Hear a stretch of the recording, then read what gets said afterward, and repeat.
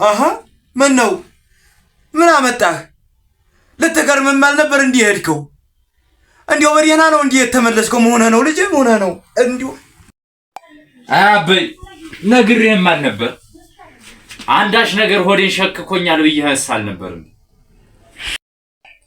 እኔም እኮ ድሮም ተናግሬያለሁ።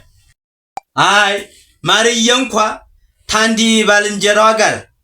ባልንጀራዋ ጋር ወደ ቆላ ጥሩ ጠበል አለ ለአባትሽም ተብላ ተዛህዲያኑ ልታመጣ እና ዲያና ናት ልጄ። ያንተ ነገር ግን አሰጋኝ፣ አደነገጠኝ። እንደው ደነገጥኩ። አሃ የትኛው ደብር ነው የሄደው? ከማንኛው አስጓደኛዋ ጋር ነው የሄደው? አንተንስ ጥላ መሄዱ አሳግባብ ነው? አብረዋት ሰዎች ስላሉ ምንም አትሆንም። ኧረ ቆይማ ግን ቢታውና ለሚን ወይ ጥላቸው መጣ?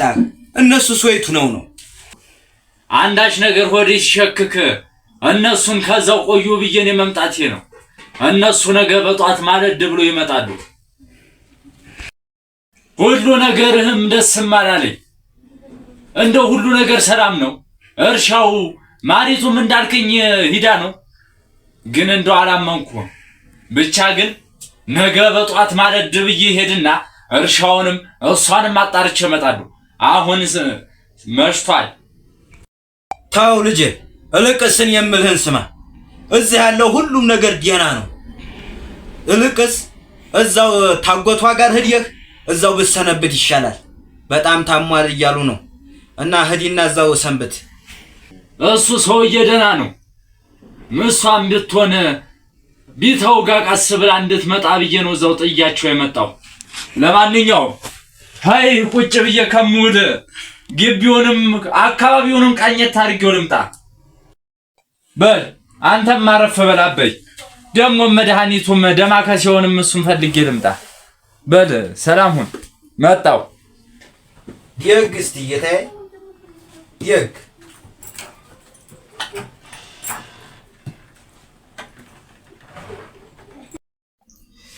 አይ አሁን ነገሩ ሁላ ሊደፈርስብኝም አይደል እንዴ? ልጅም ተማይሆን ሰው ጋር ደም ሊቃበብኝ ነው። አይ እንግዲህ አደራህን አምላኬ እንግዲህ አንተ ሁነ። አይ